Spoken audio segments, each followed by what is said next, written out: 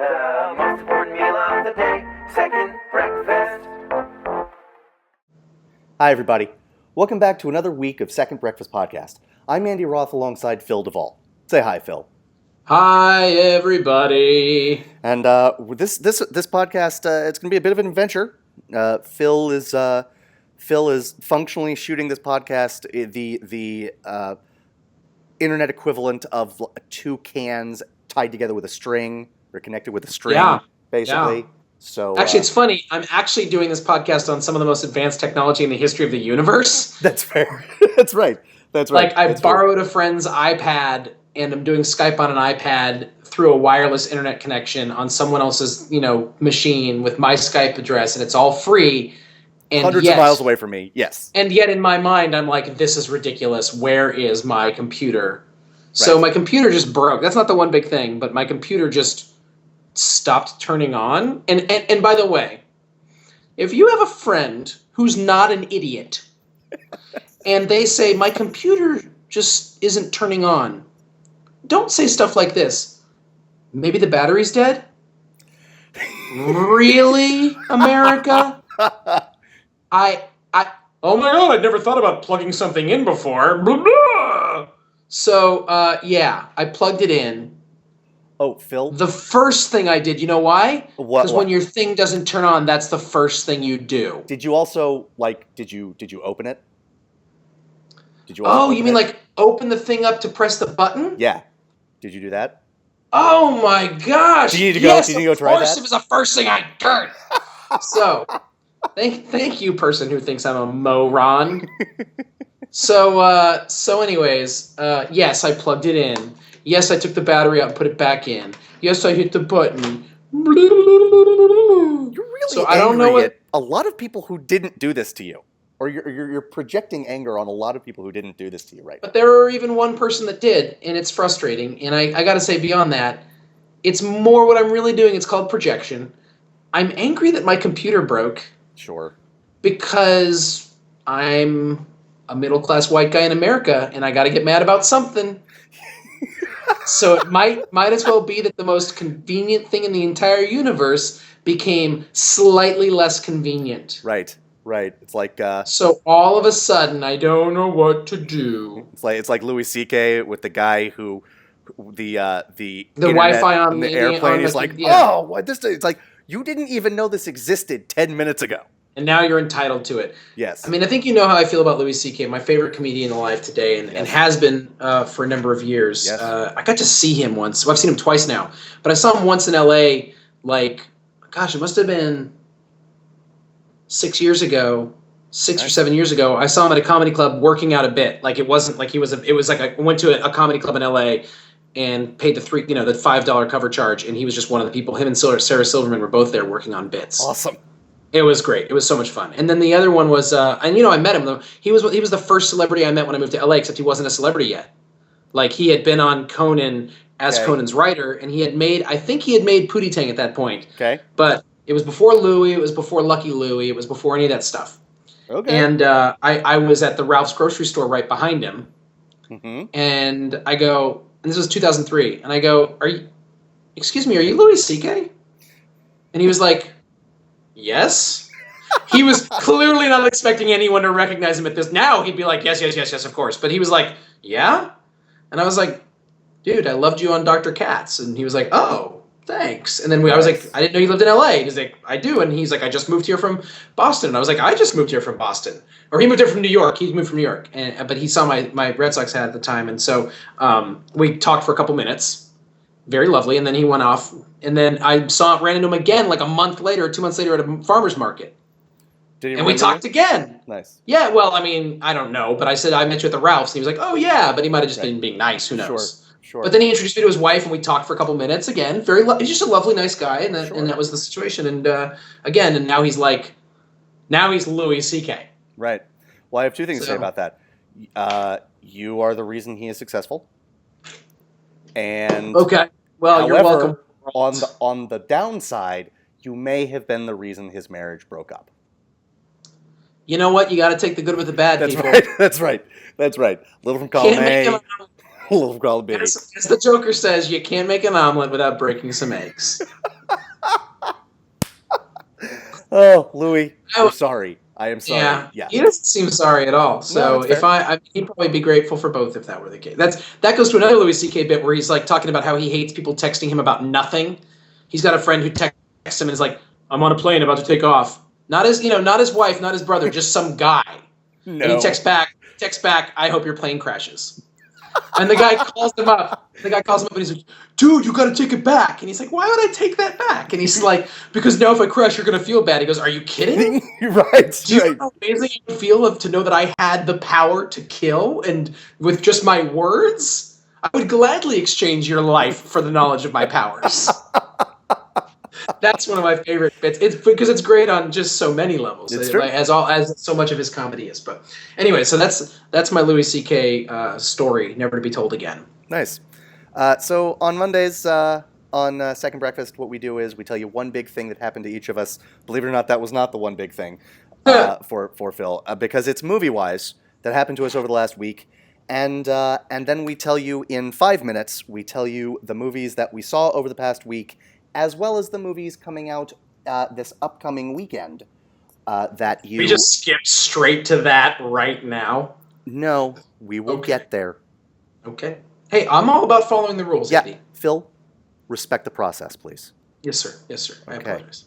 Okay. All right. Okay. One big thing, Phil. Go. I did a presentation at a church this past weekend, and I used movie clips to basically, there's these things, I won't even get into them on the show. I just basically took some very, very churchy terms that if I tried to describe them to you, I'd have to introduce you to all sorts of crazy religiousness. And then I just used really non-religious movie scenes to illustrate this stuff. And it made me really happy because I used here are the movies that I showed sections of to people to teach them about the church. The Sandlot, Groundhog Day, Fargo, Little Miss Sunshine. What else did we use? Up. And then we were gonna use a scene from Love Actually, not my choice, my partner's choice.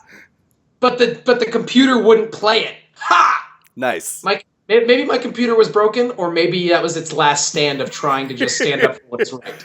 Maybe it committed seppuku rather than. Yeah.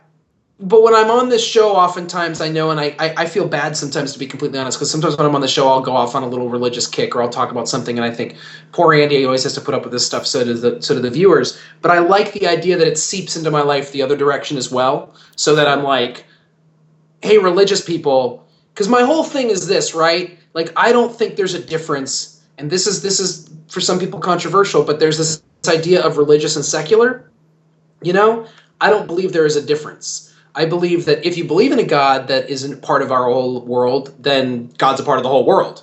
And you may call something secular, but if there's a God that's part of everything, then really secular's your word, but he's involved with stuff. If this God exists. So the idea of looking, if you're a spiritual person, instead of being like, well, I'm religious, so I can't watch a bunch of secular things, which is the attitude of a lot of religious people. Yes. I'm religious, so I just can't partake in rock and roll, for instance, which is just depressing. Unless it's Christian rock, which is one of the most terrible things that ever happened to anyone. Just trust me. If there's a hell, never mind.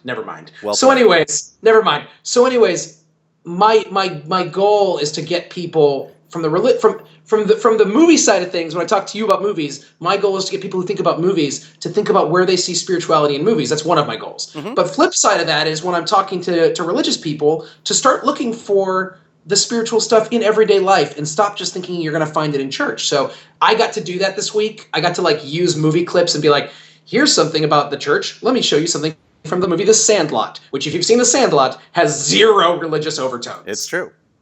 Same with Groundhog Day. So that made me super, super, super excited. Here's what I like about that, or here's the analog in my life. I love that, by the way. But here's the analog in my life, and we've talked about it before, you and I. I think I probably have mentioned it on the podcast as well.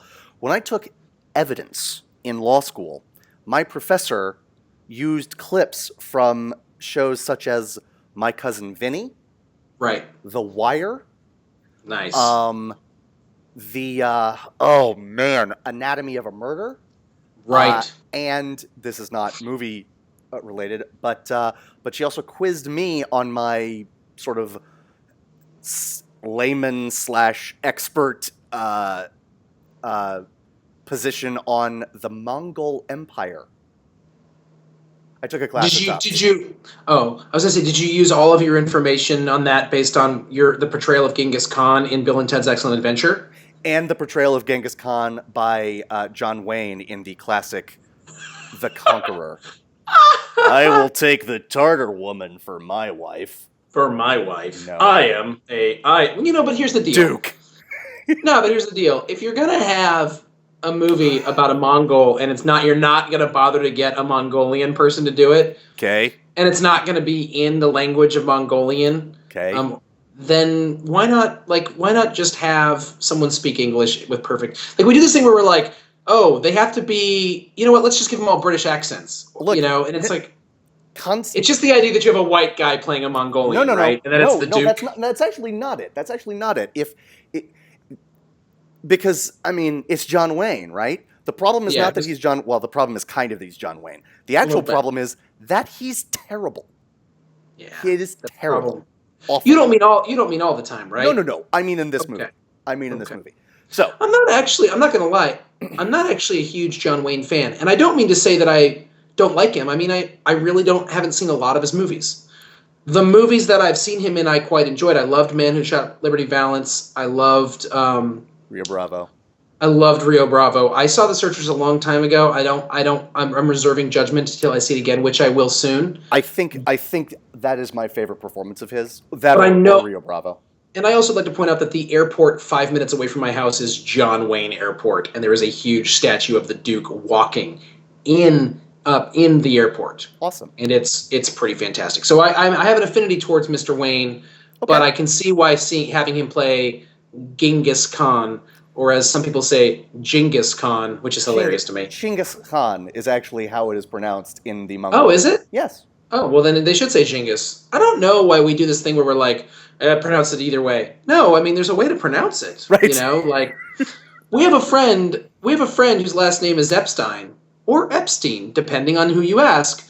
And I have another. I mean, he's not the only one. I have a couple friends whose last name is that name, and they're like, "Oh, Epstein, whichever." I'm like, "What do you mean, whichever?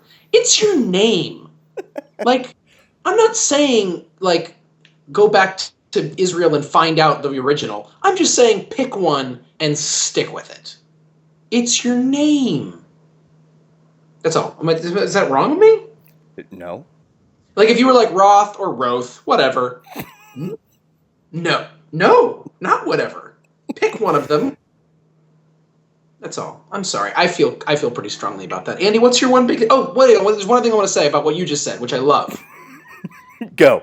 Tell me. Well, because you said that you had a professor that used the movie clips in law school. I think that's actually really important because, most people who have any reference for church actually got their reference for church from having been forced to go to church as children.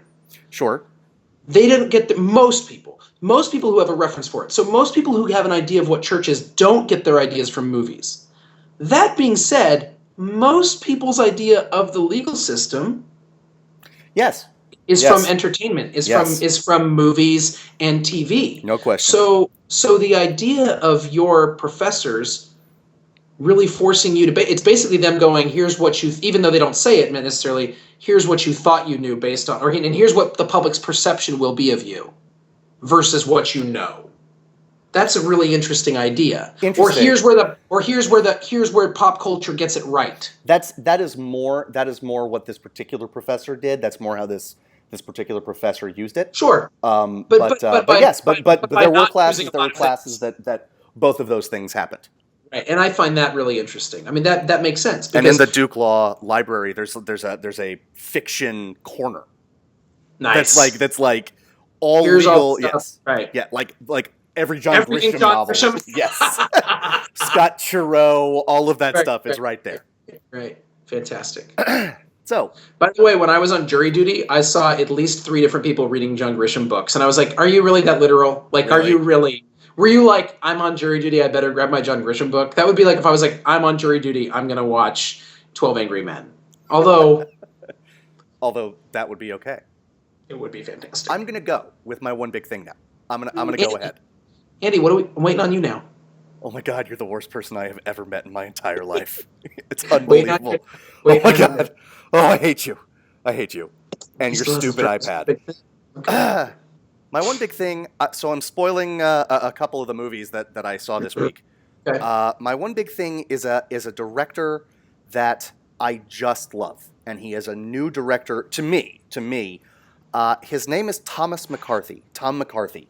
You may know him. Have you finished The Wire? No, I've got like 5 episodes left or something. Okay, that's fine, but you're in the last season. Oh, yeah. Okay. You know him as the snivelly jerk reporter Templeton, Scott Templeton. Yep. He is one of the most talented directors working today, and he's made 3 movies, and I still stand by that statement because That's they great. are all splendid. The movie that you know that I think you have seen, I'm almost positive you've seen it, The Station Agent. Yes. He has made 2 other movies. One, The Visitor, Seen that as well. starring Richard Jenkins. Yep. I mean, I am of the opinion that I think Richard Jenkins, the things he is better at his worst things than I will ever be at my best things. He is wonderful. I hear what you're saying. I mean, especially because you're so mediocre at so many things. But I think. Oh my God. I'm kidding. No, I was actually going to say it's not. Don't compare yourself to him like that. The reality is, it's the simple thing is, he is better. Even if he started to get credit for how good he was, he will never get enough credit for what he does because it's not flashy. Yes. You know, all he does is just be a real actor. Yes. Be Which means truthful you in the don't. moment. You just. Yes. He'll never be flashy.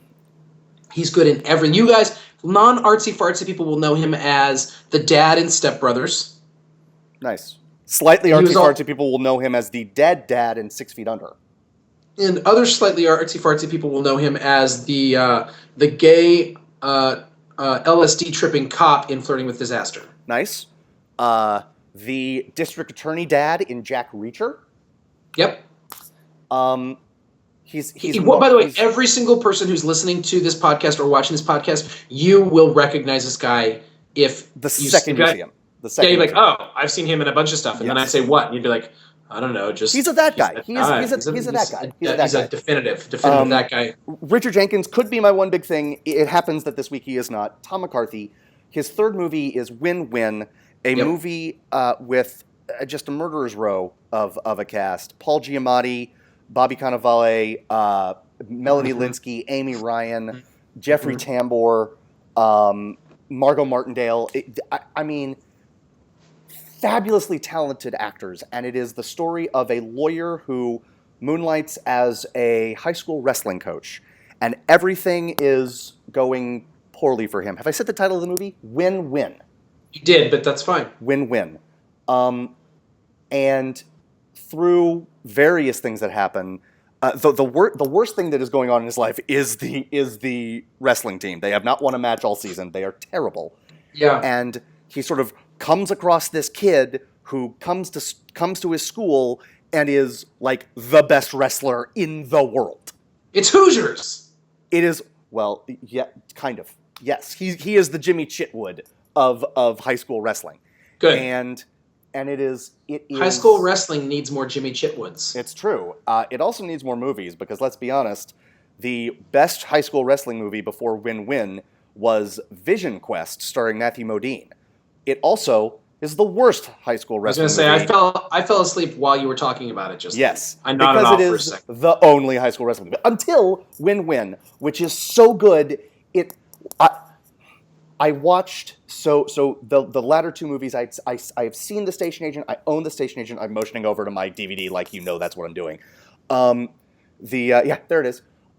Soon I will own both The Visitor and Win Win.